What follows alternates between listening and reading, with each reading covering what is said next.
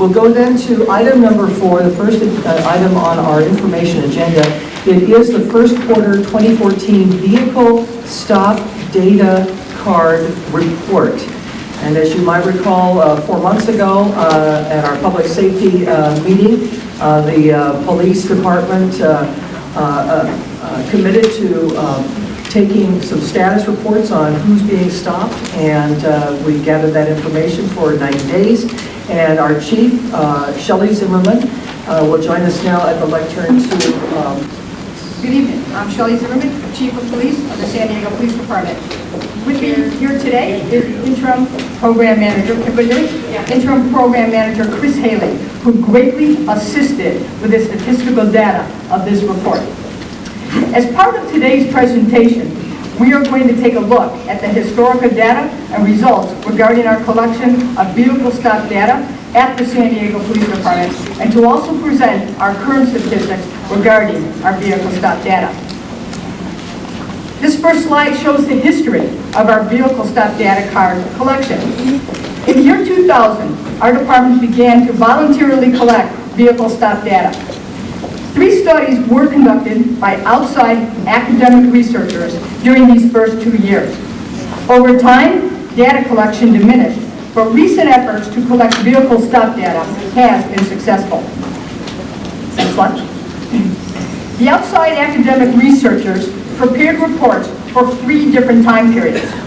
The first report was after 6 months, from January through June of 2000. The second report was for an entire year, from January through December of 2000. And the third report was also a full year, from January through December of 2001. Next slide, please. This slide shows the table and summarizes the vehicle stop data comparisons by percentages of the 3 studies that were previously conducted by the outside academic researchers. The population data in these 2 reports in this table from 2000 represents the 1998 estimates from Sanday of persons 15 years and older. The population data for the 2001 report represents 2000 census data from the Sanday of persons 16 years and older. Next slide. During the first quarter of 2014 of this year, vehicle stop data was collected on 41,169 vehicle stops during January through March. In addition to basic summary data, in-depth comparisons were compiled based on community input. The community input included information regarding the reason for the stop, stops that resulted in arrest, and the geographic breakdown of our different patrol commands. Next slide. This slide shows the table and summarizes the vehicle stop data during the first quarter of 2014 citywide. This table shows both the raw data of the number of cars and the percentages. The population data that was used for comparison represents the 2012 estimates from Sanday for persons 15 years or older. As with the previous vehicle stop data reports, the race categories are broken down into white, Hispanic, black, and Asian or other. This slide shows of the 41,169 vehicle stops that were made, more stops were made of individuals who are white, followed by Hispanic, followed by Asian or other, followed by black. This slide also shows, when you look at the vehicle stops by percentages, compared to the Sanday 2012 population estimates, persons who are either Hispanic or black were stopped in greater proportion to the population estimates. Next. This next slide shows the division breakdown of the data for the vehicle stops, searches, and arrests. Next slide. This slide shows the table and summarizes the vehicle stop data cards comparisons by percentages of the stops, searches, and arrests by division broken down by command. And again, the population data that was used for comparison represents the 2012 estimates from Sanday for persons 15 years or older. Next slide, please. This slide shows the table and the reason for the vehicle stop by command. The reason indicated for the majority of the stops was for a moving violation, followed next by an equipment violation. Next slide. This slide shows the table and summarizes the vehicle stop data card comparisons by percentages, for the reason for the stop, and by command. 97.8% of the vehicle stops were traffic related. Next stop. Next slide, please. We looked at the research from the previous studies, and we also sought information to see if there were other ways to, or best practices to help determine what the San Diego driving population is, in order to assist us in analyzing the information captured in this first quarter of 2014 vehicle stop card data results. The previous reports by the outside researchers found difficulty in determining the composition of the San Diego driving population. We are a world tourist destination, and in 2012, the San Diego Tourism Authority indicated in 2012, San Diego had more than 32 million visitors. Some portion of that 32 million arrived by car or rented a car. Our proximity to the busiest port of entry. The Department of Homeland Security estimated the number of persons crossing the international border in 2012 was more than 43 million. This included and during over the 1.5 million vehicles that crossed northbound at the San Ysidro Port of Entry, and also included 6.1 million vehicles that crossed northbound at the Otay Mesa Port of Entry. We also have a major military presence. We have also commuters from other cities in the region who come to San Diego for work, for conventions, for entertainment, or for other reasons. And none of these numbers are included in the 2012 San Diego population estimates. We also considered non-population comparisons, such as driver license information. However, the California driver license record does not contain ethnicity information. So despite these identified challenges, the 2012 estimated population data for the city of San Diego and residents over the age of 15 was used, since resident population data, including ethnicity, race, and age, is readily available. And children under the age of 15 were excluded because they are not likely to be part of the driving population. In conclusion, the figures for the first quarter of 2014 statistically reflect the number of vehicle stops made by our officers. Without the driving population data, analysts or analysis of the exact comparisons continues to be difficult. But I want to also say that the San Diego Police Department is absolutely committed to the fair treatment of all members of our community. Building trust and sustaining trust is essential to furthering our department's mission and our department's vision. Our department's vision emphasizes the importance of working together in community partnerships to be a model of excellence in policing and fostering the highest level of public trust and safety. And we will continue to collect data on vehicle stops. I'd be happy to answer any questions. Thank you very much, Chief. We appreciate that. We will go first to members of the public, and we have a number of people who have requested to speak. Each person gets 3 minutes, and we will start with Christina Griffin. My name is Christina Griffin, and I'm an organizer for the American Civil Liberties Union for San Diego and Imperial counties. As we stated in our letter that we sent to the community, the San Diego's Police Department vehicle stop data, it reveals very troubling trends. Blacks are stopped twice as often as the driving age population would suggest. Blacks are searched at 3 times and Hispanics at twice the rate as whites. Search of blacks and Hispanics or Latinos are less likely to be associated with an arrest, meaning that these searches are significantly less likely to yield contraband or otherwise result in an arrest. We are limited in what we can take from this data to describe the experiences of San Diego's many Asian Americans and Pacific Islander residents, because SDPD's data collection includes just Asian or other. We are very disappointed in that the SDPD's report to the committee does not address any of these findings. Clearly, there are a need for even greater commitment 2, the transparency and openness of the department. Lastly, as shocking as these findings are, they provide a very incomplete picture because because include data on vehicle stops only, and we ask that all stops be included in all interactions. The ACLU strongly urges the City Council to direct the San Diego Police Department to respond, including racial profiling practices, training, and the ongoing Department of Justice assessment by immediately beginning to collect pedestrian stop data and by reporting detailed vehicle and pedestrian stop data to the public by the end of 2014. Thank you. Thank you. 3 minutes, sir.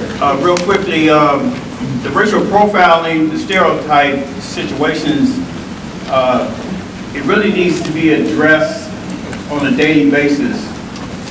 Today, for example, I got racial profile. Excuse me, I got profile. This gentleman over here, when he walked by me, because I was probably in his way, he said, "Excuse me, am I correct?" Okay. Today I was at a parole office, and a parole agent, I was blocking his way, and he said, "You need to get out the way." Okay, that right there is a way to talk to people. Okay, everybody should be respectful. He assumed, because he see tattoos, that I was on parole. Actually, I work for a place that brings people to the parole office. So I was assisting, I was helping.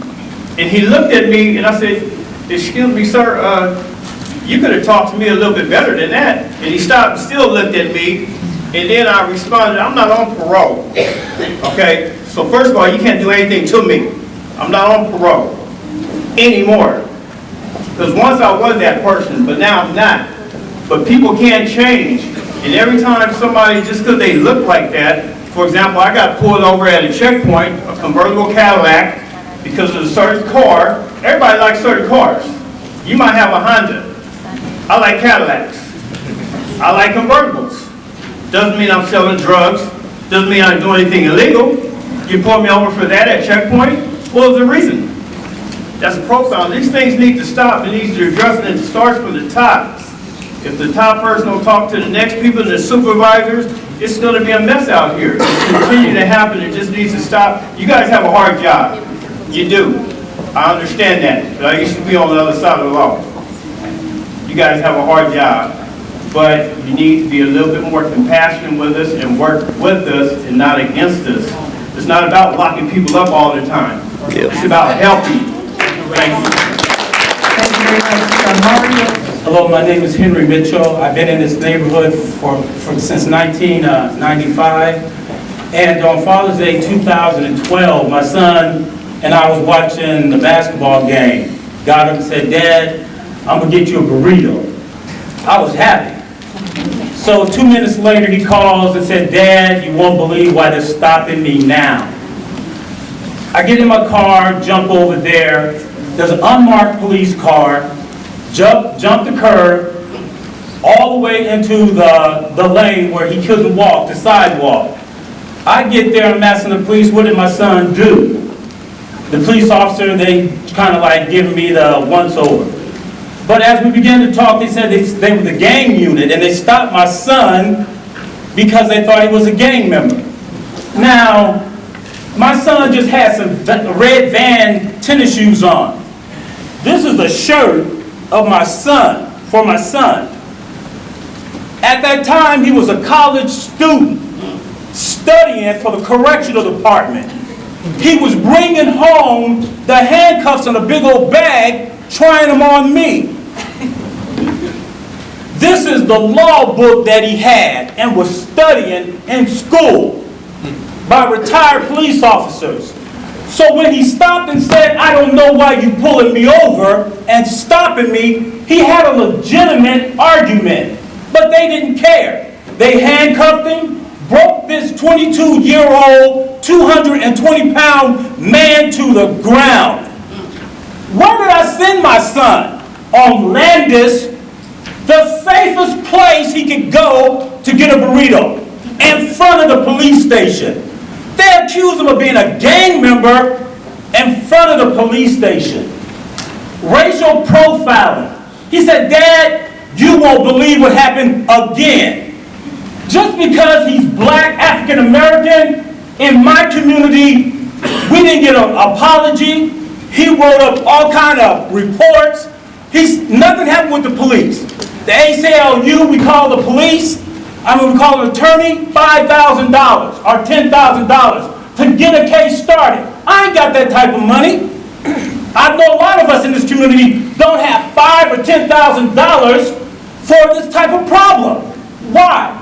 I mean, they didn't believe him. He said, Dad, they put the handcuffs on me tighter, because he was quoting the law. He graduated from Hoover High School, #1 student. He don't want to work for the police department no more. That's right. He don't want to be associated with it because of what he got, how he get treated, walking off the curb and everything else. It's a shame what the police do. And there's a lot of good officers in our community, but the ones that come in cause hell and havoc for the good guys. Thank you very much. Thank you, Mr. Mario. Mario Lewis, president of 100 Strong. I just want to let you know that the data speak for itself, do it? Yep. Does the data speak for itself? Yep. Okay, well, I don't think you would have an auditorium filled with all these people here if the data did not speak for itself. We have to do something about it. It's serious. I'm not going to take your time because I think more people have more serious stories to tell. One of my barbers was arrested last night, I believe because of racial profiling. He's in jail right now. So I'm going to do whatever I can to try to get him out of jail right now. And this is something that we have to talk about a little later because I don't know the specifics of it. I know he's a good kid. I know he's never been in trouble before. So that's something I'm going to have to deal with right now. So we have a problem. Thank you very much. Maria Morales, followed by Mr. Debaka and Nur Muhammad Abdi. Good afternoon. Ms. Morales. My name is Maria Morales, and I am a resident of San Diego since for the last 3 years. I'm currently a student at San Diego City College. I'm an honors student, and since I moved here to San Diego, I have been racially profiled. When I moved to San Diego, I left the past, and I left it there. But unfortunately, at trolley stations where San Diego police departments do interact with people, I have been, are you on parole or are you on probation? It's humiliating. It's humiliating. It makes me feel like this small when I have my own struggles to deal with. I no longer live like that. You know, I'm grateful that you want to interact and you want to help with the community, but I think there's some policies that need to be reinforced.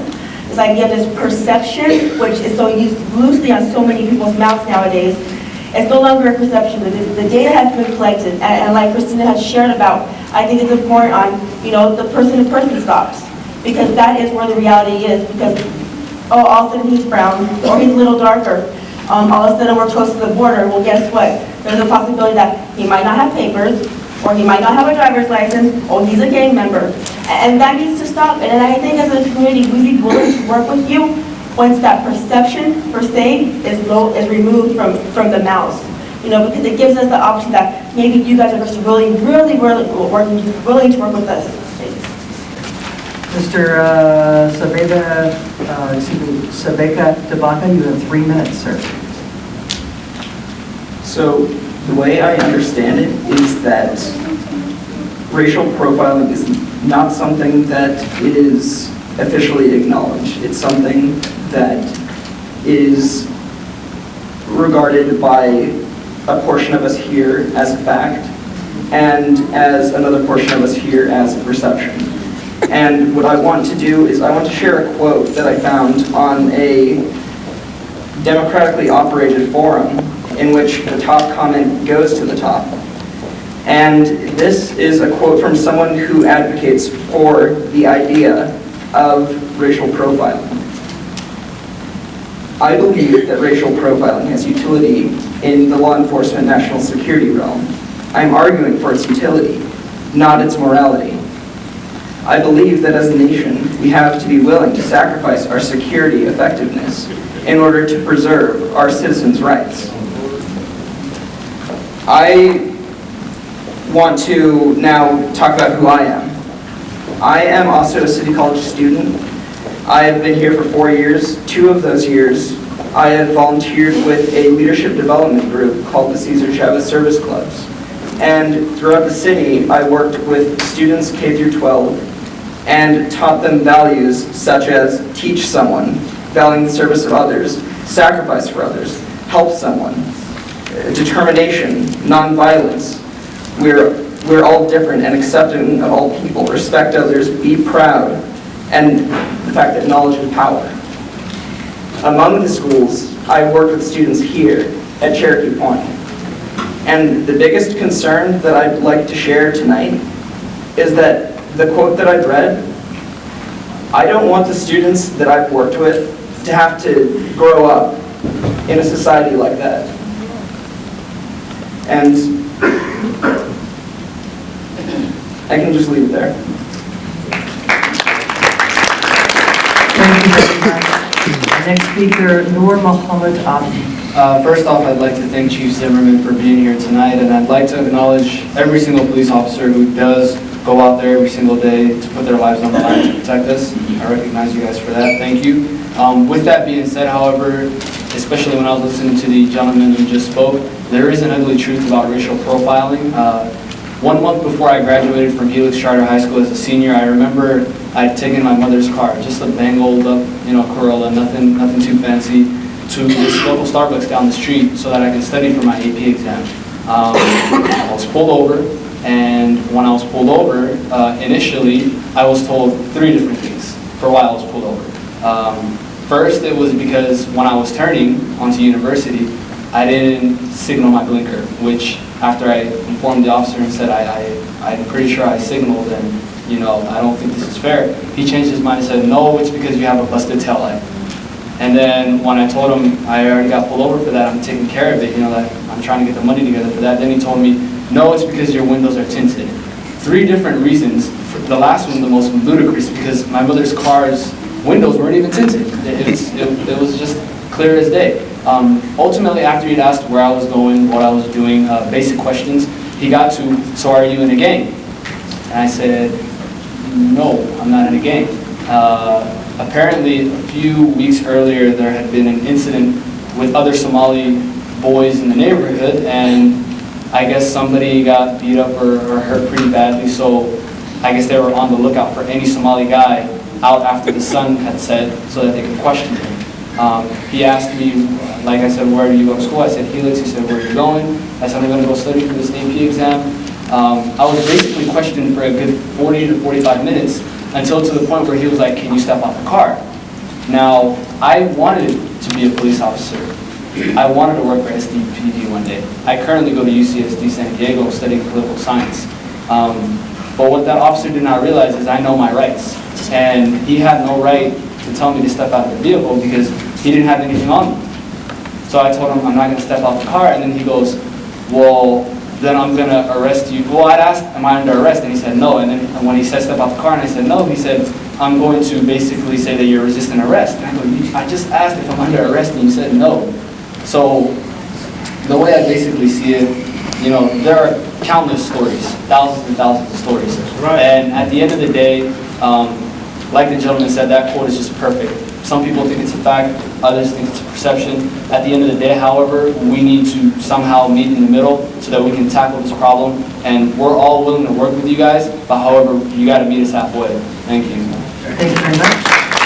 Mr. Mohammed. Yes, ma'am. First and foremost, peace be unto everyone who is present. I myself, like a gentleman who just left the podium, experienced a situation where I was stopped less than 7 days ago. I have a ticket here to show where I was stopped. The initial reason that the police officer stated that he stopped me was for a tent, a factory tent that is on my vehicle.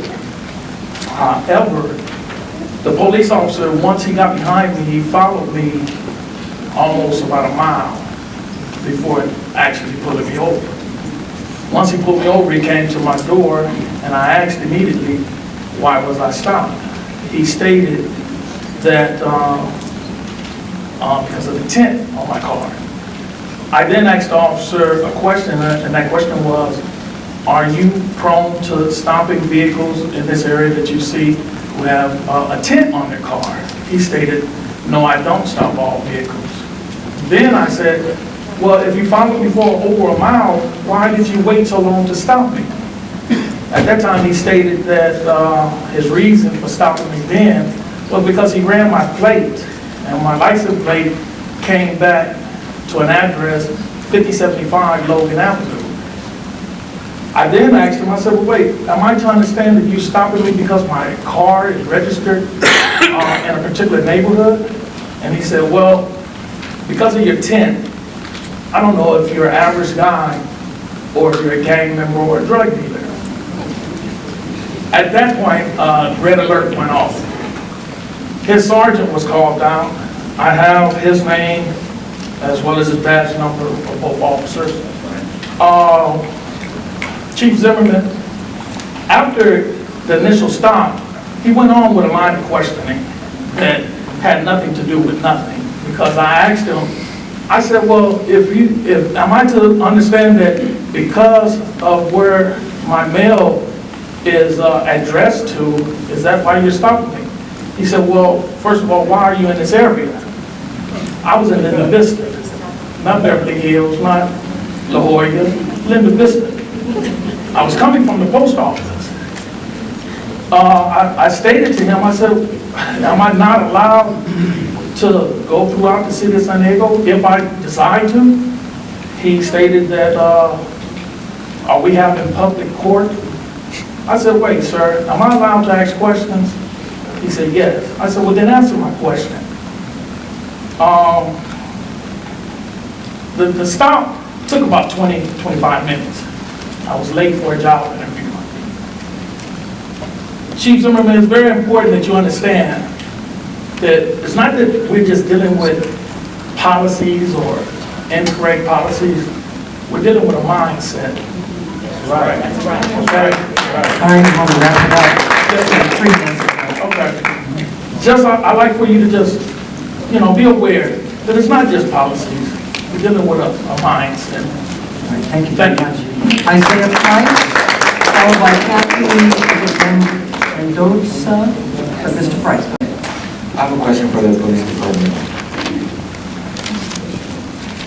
This is a time for you to make a comment. So I Speak your mind, If youngster. you want to ask a question, make your comment. You've got 3 minutes, sir. If I was walking down the street in these clothes right now, what would attract you to stop me? Like I said, this is your opportunity to comment. This is not your opportunity to interview people on the panel or elsewhere. They can't answer. Your time is rolling. I would get stopped because I'm wearing red Jordan shorts. Yep. Now, to the police department, it means I'm a blood. I'm a gangbanger. But I'm just wearing basketball shorts. Maybe I was coming from the gym playing basketball. You never know. Yep. I was going to church, and I got pulled over for looking suspect. How can you get pulled over for looking suspect walking to church? Did nothing wrong. You showed the numbers, but the numbers are wrong. I know that you're putting your life on the line every day, but do you understand that I'm putting my life on the line every day? Yep. That's right.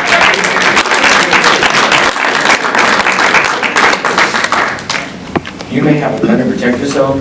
I have nothing to protect myself. That's right. I walk up the house every day scared for my life. I never know if I'm going to get pulled over or not. I can go to school with my mom every morning, get pulled over for no reason. Like Mr. Abbey said, he got pulled over because of a tail light. He said he was being fixed. Cops pull me over for no reason. I can be on Charlie right now with a group of friends. 3 of my friends can go to jail and I can't. 3 of them may have tattoos that may not mean anything, but they can still go to jail for no reason. You guys search us up for no reason, and you guys stop us for no reason. I just want to know what's the reason for stopping us. What attracts you to stop us? That's my only question. What attracts you to stop us? Color. Again, Mr. Price, this is your opportunity to make a comment. Thank you. And you have 4 minutes. Right. Mr. Mendoza? Yes, thank you. So I'm going to be reiterating some statistical data that Christina Griffin from the ACLU stated. And everybody's well aware, but I want to emphasize it.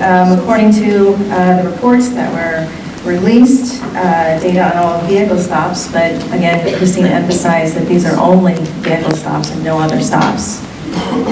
Blacks are stopped more than twice as often as their demographic representation. Blacks account for 12.3% of vehicle stops, but only 5.8% of driving age population, and that's 15 years of age and up. So it raises a lot of concerns for me. One is individuals who are under 18. If they are racially profiled, what does that mean for young persons to be picked up on curfew sweeps? What does that mean for community members, adults who have children out at night who are not doing anything wrong, or actually picked up on these sweeps where there's no transparency, there's no data available, the parents aren't notified, and I am deeply concerned that these curfew sweeps obviously impact City Heights far greater than other counties. East County, the kids are taken home, they're not put in cuffs, they're forced to take diversion classes which do cost money. They are put in cuffs. It does go on their record. So when you talk about profiling, y'all are doing it at a very young age. Yep. Creating a data. Many parents have, English is their maybe second or third language. There is no transparency with notifying families, community members of these sweeps taking place. From what I understand, when there's DUI checkpoints, there's a press release being sent out. You know, if your framework is to prevent crime, and if they are in violation of the crime or code by being out, when they're conducting these curfew sweeps, wouldn't you want to tell the parents? Wouldn't you want to notify community members that these sweeps are taking place? I personally don't want sweeps at all. It criminalizes individuals that haven't done anything besides being out. Out to a football game, out to a party, walking from one location to another, in the being supervised by an adult or consenting adult. There's really no reason why these sweeps take place. But if you want to do the community a service, be transparent about these sweeps, because this racial profiling data is picking them up too. So I guess that's the end of it. I have plenty more to say, but Thank you. Thank you. Hello, Chief. I want to say this is a positive first step, but we need more. We've been hearing anecdotes, and I was here at the other meeting 4 months ago where we heard those anecdotes, and we heard the explanation that it was just the perception. It was the perception of being a particular color that you're being discriminated against. Well, this is proof. This data is proof. But that is not just the perception, it's the truth. Another one of the speakers spoke about the countless stories, but let me tell you, the data shows how many people are actually affected. If you look at the numbers, I extrapolated some of these numbers. If you look at the percentage of the population versus the number of the stops for African Americans, and you extrapolate that number, you come out to 3,092 so-called black people that were stopped over this 1 quarter over what would be expected of the population. And for Latinos, that number was 1,524 for 1 quarter. You multiply those numbers by 4 quarters, you've got 12,369 people stopped for no good reason in the African American community, and 6,096 in the Latino community. That's almost 18,000 people over a 1-year period, over what you would expect based on the population. That is a significant intrusion on people's liberties, to walk free from any unreasonable government intrusion. And I think that that's what you're trying to get to here, is to show not only the people, but your force. And it's a training issue. Show them these data. and maybe they'll understand. And the other data was that 1 in 5 African Americans stopped resulted in searches, and 1 in 4 Latinos resulted in searches, but not all of those people were arrested, meaning they got stopped for no good reason, particularly for an investigation that went nowhere. Nowhere. Yep. This kind of data shows that many of us become suspects based on the color of our skin. If you want accurate and safe communities, you have to have people that are willing to call the police when there's trouble. Not people that are afraid to call the police for fear that they're going to be asked for their documents, or whether they're on probation, parole, or whether they're in a gang. To fail to follow through on this makes us all less safe. And I want to ask for continuation of this study to add pedestrian data, and I think we also need to publish the raw data for the public. And I just want to leave you with this. If after reviewing this and listening to these statements, y'all, the police department still have a clear conscience, then you have a bad memory. Thank you. Michael Collins, followed by Starla Lewis and Khalid Alexander. Mr. Collins, welcome. You have 3 minutes, sir. Good evening, everybody, and I want to commend the officer here for your ability to read and give statistics. However, your statistics don't give statistics from the people. And the people are giving statistics on racial profiling. I'm a retired sheriff, former marshal, been in law enforcement for over 34 years, retired. I've been with the police department, marshal's office, and sheriff's department. I spent most of my career explaining to people, they make excuses for why things were happening. So I'm telling you now, it's happened to me and it happens to everybody else. Now, a new thing is happening here that I'm noticing. I'm hearing the word statistics that you use, and also perception. That's a dangerous word. These people are not here because of perception. Yep. People are being racially profiled. That's not perception. And we're not going to allow, the people who are sitting here are not going to allow them to use the word perception. If you really want to work with this, accept the fact that it's been done. We're not saying that you personally is racial profiling anybody, but some of y'all have. And like I said, last time I was around, other officers not going to risk their reputation and tell you that they're racially profiled, and they're not going to put it in their statistics. So if you really, really want to see a change, and you really want to represent the department that really runs the department, not you, you're just a representative. I mean, that's the way it goes. Talk to me. My number is area code 619-991-2300. I have a possible solution. All right. But this thing about officers harassing children at a young age and all the way up, it's not going to continue and get away with.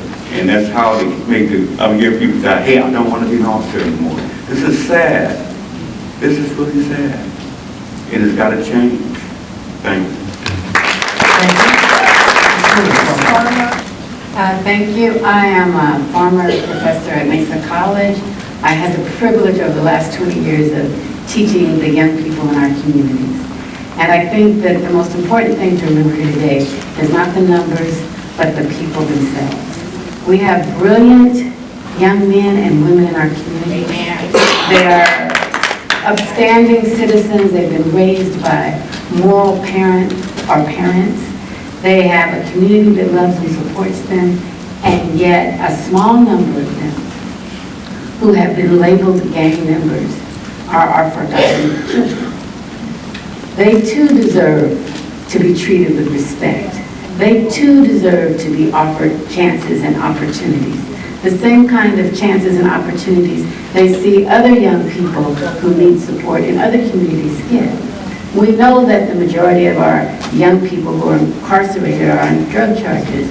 We know that their counterparts in other communities are in rehab. We know the discrepancies that exist in our society, and I challenge the police department, the community, to work together to provide these young men and women with opportunities to turn their lives around if they are doing something that is criminal. And I challenge the communities to support those young people who aren't, who are being treated as criminals. I know that if we work together, we can find a solution, and I am available if you need me. Thank you. And of course, I want to acknowledge all of the police officers who are here as well. I don't think there's too many people in this room who would hesitate to call the police if we felt like we were in need or that we were in danger or something. Having said that, that is your job. That is what you are paid to do. You're not paid to come into the communities and harass our children. You're not paid to come into the communities and brutalize people. And you're not paid to walk around like bullies, puffing your chest out. Yep. Like we're on a junior high school football field. These numbers are not okay. How is it possible that in 2011, you can come here and you can give us numbers that show us that African American people are pulled over time and time and time again, way disproportionately from anybody else, and not be totally ashamed? How can anybody come before the city council? And I hope that the elected officials who are brought here to protect us and represent us take this very seriously. Because we've had enough. It's not okay. It's not right that we have to feel as if we're living in communities that are being occupied by outside forces. We don't live in Iraq. We don't live in Afghanistan. We live in San Diego. We live in Southeast San Diego. We live in City Heights. It is a shame that the only law enforcement that many of our children, that our brothers, that our relatives and our friends will ever come in contact with are going to be people who pulled them over and gave them trouble. Ask them, are you probation? Ask them, are you on parole? Ask them, are you a gang member?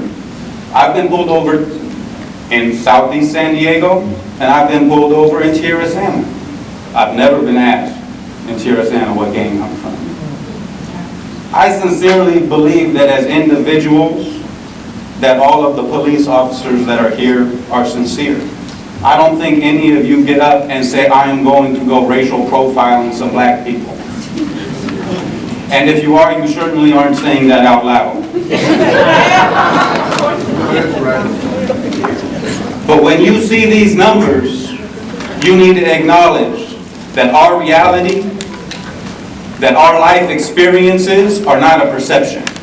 Thank you very much. They're what we have to live with every day. Thank you. Thank you very much. And our final public speaker is Anthony Scott. Anthony Scott. All right. Good evening, Mr. Scott. Good evening. Good evening. Thanks for being here. You've got 3 minutes, sir. Thank you very much. My name is Anthony Scott. I actually want to speak on behalf of the people my age, my generation, the people that live in our city of San Diego, the young African Americans who are racially profiled, who are dealing with this every day. I want to speak on their behalf because unfortunately we don't have a voice. We are underrepresented. We're not able to speak our mind and what we think about this situation. So I want to speak on the mindset of how we feel as being racially profiled. In the last 10 months, I've been living in San Diego. I just moved back from New Orleans, and I've been pulled over 5 times. 5 times. Never been arrested. Only thing I've been to court for was a speeding ticket. Being pulled over, I've been searched 3 times out of the 5 times. I live in Oceanside right now. I drive to San Diego every day for school. I go to City College. I've been pulled over 3 times in Oceanside, so it's not just Southeast San Diego. It's not just City Heights. It's all over. It's just a representative. I feel like I'm a victim in my own skin. You know, being that I get pulled over for being African American. You know, it's so crazy that we live in a time where race shouldn't even, we shouldn't have this conversation. If anything, we should be having a conversation about how we can further our community in diversity, how we can bring ourselves together, but instead, we have an outstanding number of just misportioned, like black people are being pulled over way more than any other race, or Latinos are being pulled over way more than any other race. But it's just like the mindset that we're coming from is hurting. It hurts to be afraid to be pulled over. When I get pulled over, I'm shaking. I'm nervous, like I did something. I'm not a criminal. I'll go to school to study for psychology and sociology. I want to major in that, and I don't understand why I need to be afraid of someone that's supposed to be protecting our city and our people. And so, like I said, I want to be the mind for the young people who can't speak their voice, who can't speak up and say what they got to say. Thank you guys very much. Turn this over to members of the committee, and Ms. Cole would like to open up with questions and comments. Thank you, Chair Emerald. Can you hear me? Yes. All right, I'll speak up. The microphone's working. Yeah, no, okay, I just want to make sure you can hear me. Chief, I appreciate the report and the department's commitment to not only continue to collect the data, but to also report it. And I hope, and I'm sure, this will be an ongoing discussion. One of my questions, we don't hear about these stops until these meetings. This data is what I want to capture. How do people go about reporting what they just reported, and not at meetings like this, because we need to know this. What they're reporting, we need to know that. So how do they, is there a hotline, can they call? What can they do to report? If they can take a name of the officer and what they said, or a badge number, what can they do at that particular time to report this? And I want them to do this, so please let me know that. Yeah, absolutely. If anybody feels that the officer has racially profiled you, has been discourteous, if you have any complaint, we strongly encourage you at that exact moment to call for a supervisor, to file a complaint, so we can thoroughly investigate it, because we do not tolerate racial profiling. We do not tolerate discourtesy. So at the time that it happens, I strongly encourage anyone to file a complaint, get a hold of the supervisor. Thank you, Chief. Now, did we hear that? Would people be willing to do that if they're stopped? It's not as easy as it sounds. It doesn't go anywhere. When the cops are threatening you, it doesn't work. Okay, then I should not, because I know you have a lot of opinions. I know that. I know that. So, maybe they're not comfortable? Is that what I'm hearing? You're not comfortable calling for a supervisor? Okay, then I'm hearing that they've done that. Chief, if they call for a supervisor and the supervisor is still not addressing this issue, what else can be done?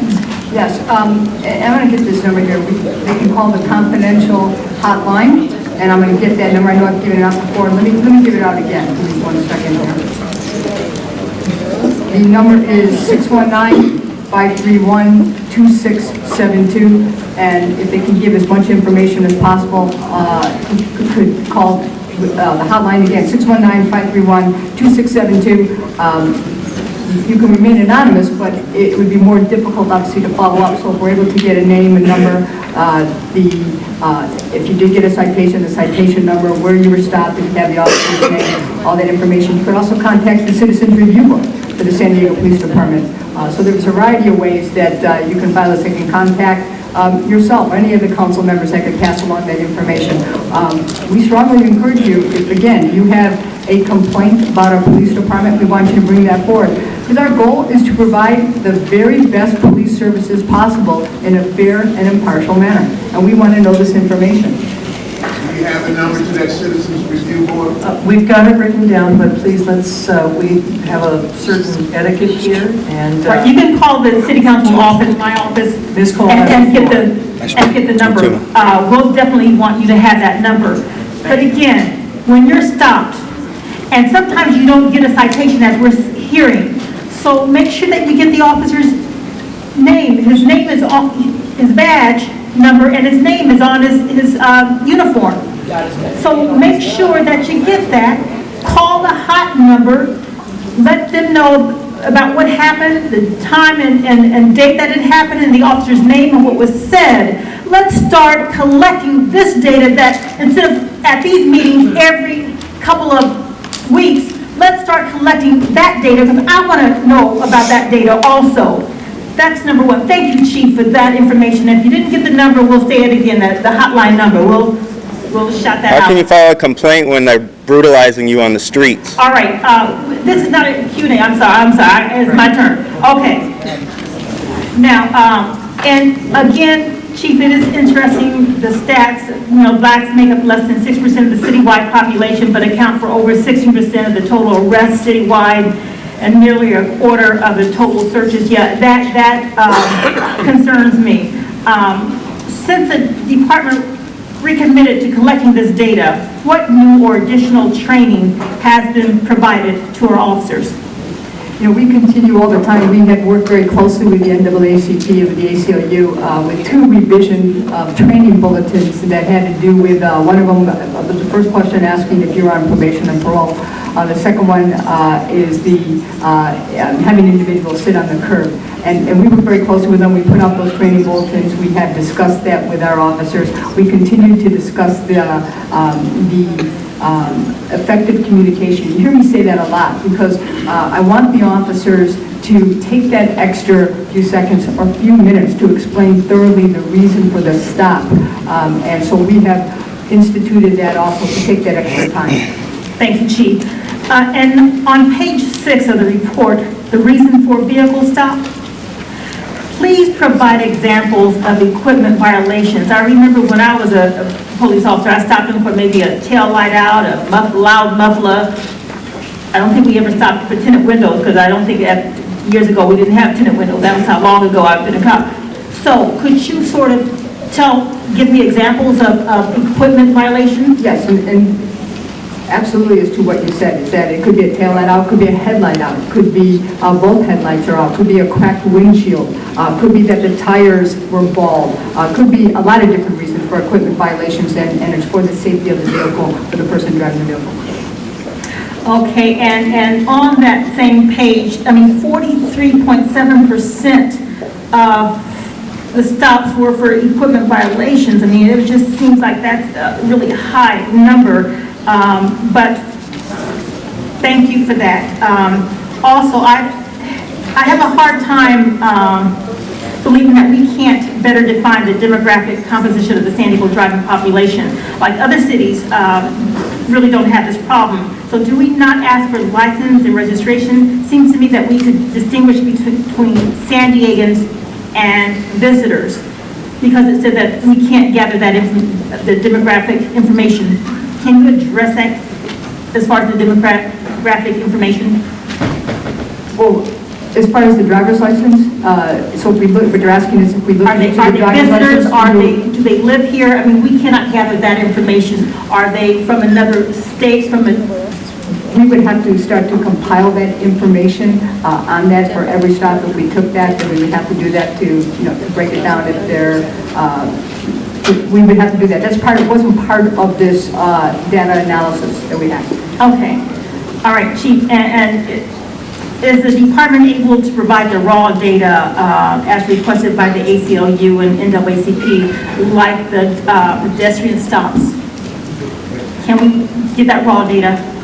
Well, we have provided the raw data of the vehicle stop data. We have provided the raw data for vehicle stop.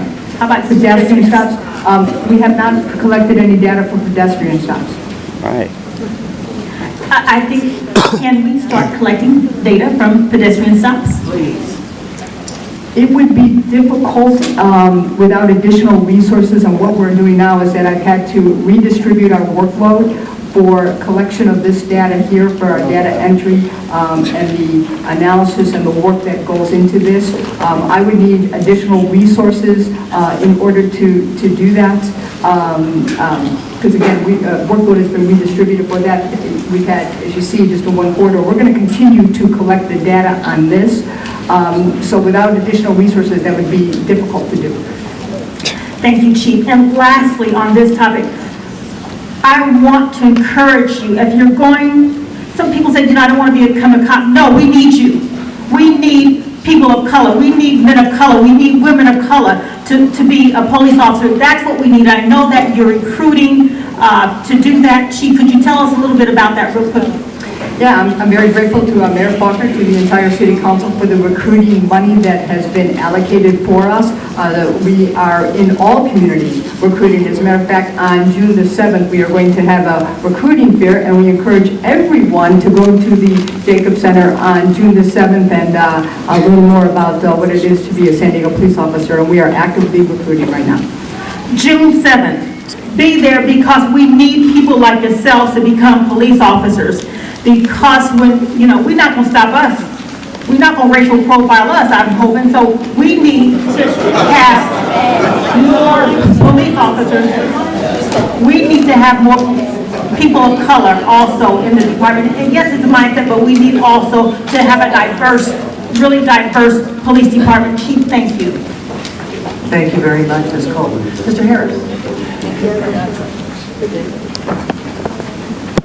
Chief, just a couple questions. You came on a couple weeks before I did, so I know that you're inherited some problems in the department. And we've had some, you've been quite open about some of the officers and stuff. And one of the things that I'm happy about is the council's willingness to put in body cameras. How will that help? Yeah, I am completely, and I know that's the next item too, and we're going to be giving an update on our body cameras. And I am completely in favor of the body cameras. And it goes to, again, encouraging everyone, strongly encouraging everyone, if you have a complaint against the officer, to bring that forward. And that body camera will play an integral part on that, because we'll be able to observe what happened during that interaction. So that will be the next item, but the testing is going very well. And we're working through the policy right now, but we'll be updating here in just a little bit about the body cameras. So if a complaint's filed, you'll have the ability to go back and look at the footage and be able to say, this took place or this didn't take place? Is that reasonable? Yeah, as part of the policy, of any of the body cameras, it'll be on for all radio calls, all enforcement contacts. So an enforcement contact, it will be on, and we will, complaint filed, internal affairs will have the ability to go back and view that film, yes. Thank you very much. I'll pick up where Mr. Harris left off then. Would that include pedestrian stuff? If it's an enforcement contact, the body camera would be on for the pedestrian stop if it's an enforcement contact. Okay, and an enforcement contact versus just walking up and saying hello? Yes, I mean, because officers could go and say hello to, we come in contact with millions of people a year, millions of people. And so although it wouldn't be on for every single one of those contacts, it's radio calls, all enforcement contacts, and there'll be some exceptions, such if it's a child abuse victim, and situations like that, that it wouldn't be on, but all enforcement contact. Gotcha. And the question's been raised, and I want you to have an opportunity to answer. Why are you not collecting data on pedestrian stops at this point? Well, again, we just started collecting data on the vehicle stop data cards. This is the first report. We would like to have this, and part of the committee here, we'd like to have a analysis done on this. We'd like to continue to, as I said, a commitment to make collect the data. And after, say, a year's worth of data, this is just the first quarter, to have the last 3 reports that we did that I spoke about the history early on, there was an outside researcher, I believe even more than one, that took a look at it. And we're completely open to that, to have an outside researcher. Again, funds will have to be allocated for that. But we are in complete, I would like to see that we can have somebody who's independent take a look at all the data and see what that is, what that looks like. We've had to redistribute workload to do the data entry on this, the analysis of this, and also I am completely open, as we have spoken again, there was the community input that asked us to provide additional input that we have put into this report. I'm completely open if we're able to gather even other statistical data for the next report, for the analysis of the committee. we'll allocate those funds for the outside researcher. I'm open to all of that, because, you know, it's critically important, again, that we provide the best police services possible in a fair and impartial manner. Gotcha. And I noticed that a month or so ago, we had a special meeting with members of the Gang Commission. Nicole was there. We brought in an expert on gang suppression and how to shut down violence. And of course, we had some incidents, some homicides and assaults that are gang related. And one of the, Mr. Kennedy, David Kennedy, who trains and sets up ceasefire programs across the country, commended the police department for concentrating resources in certain areas where there are high incidents of crime. Does that play in at all to the numbers that you're seeing?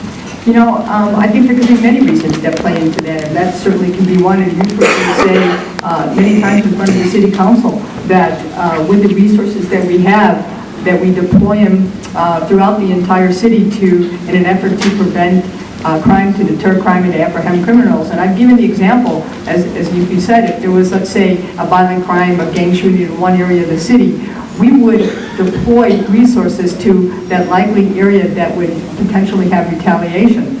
We put additional resources into that area, and nothing happens. And you know, you can't again necessarily put a statistic on what you prevent from violent crime.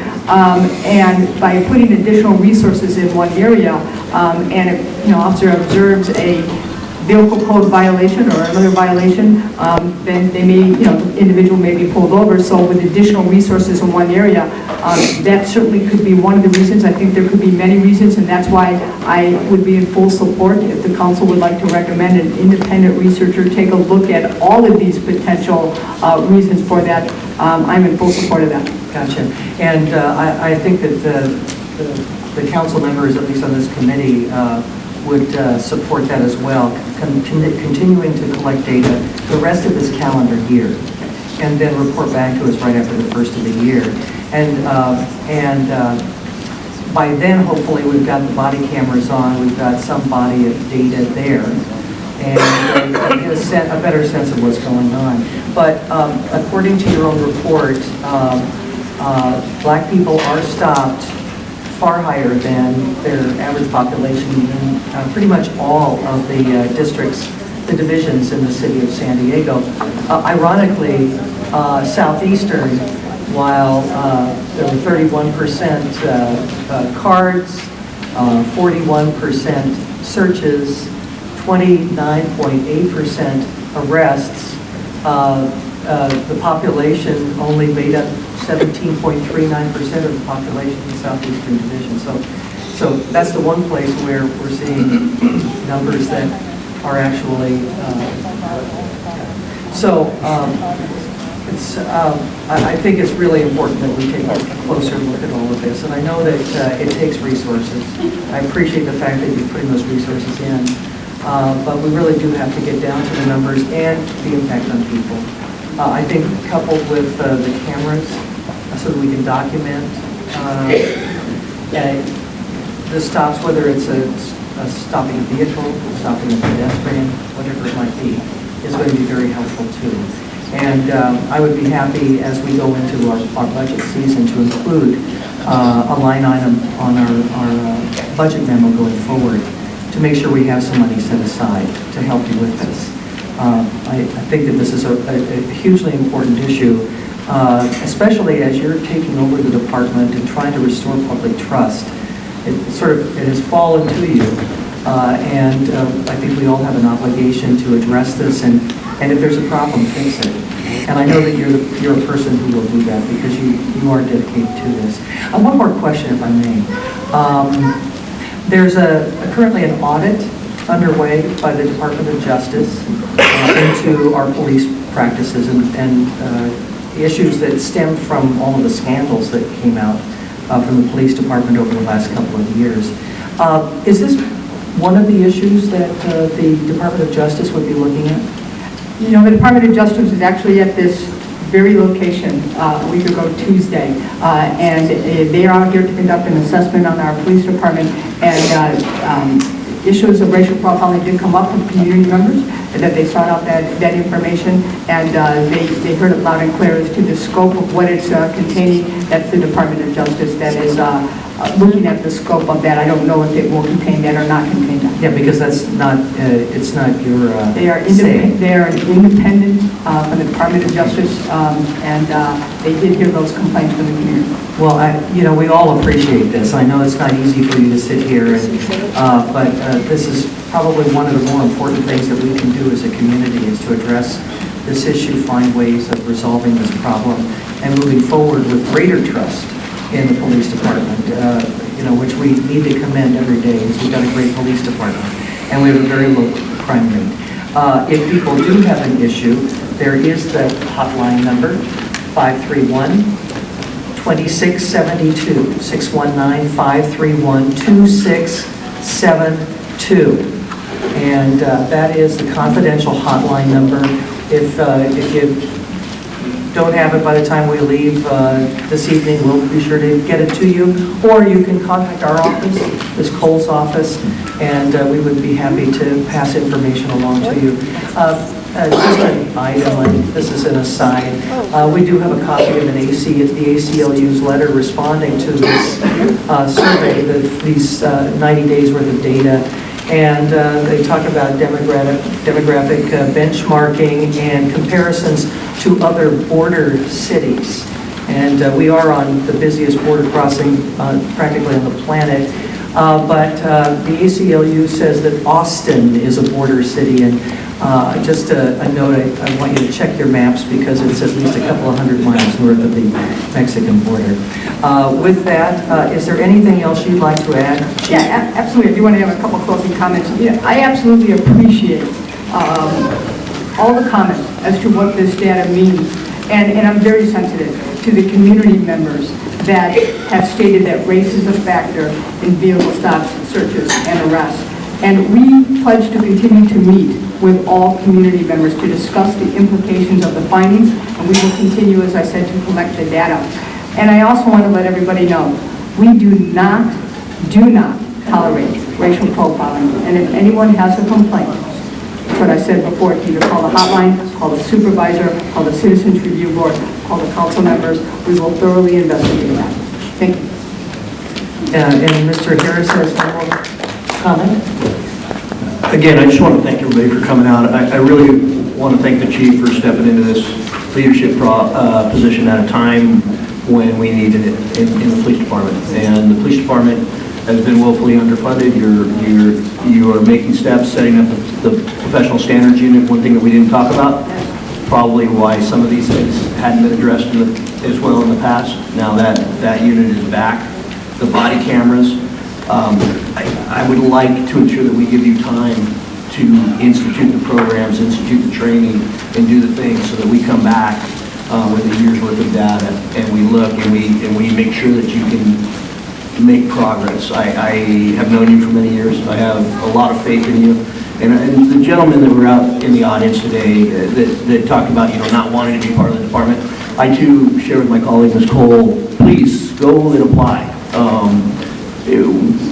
Effectuating change from the inside is sometimes the best way to do that. So we would encourage you to be involved and to be involved in your department. And with that, again, I just think it would be coming out. Thank you. Great. So now we'll switch gears. Okay. All righty.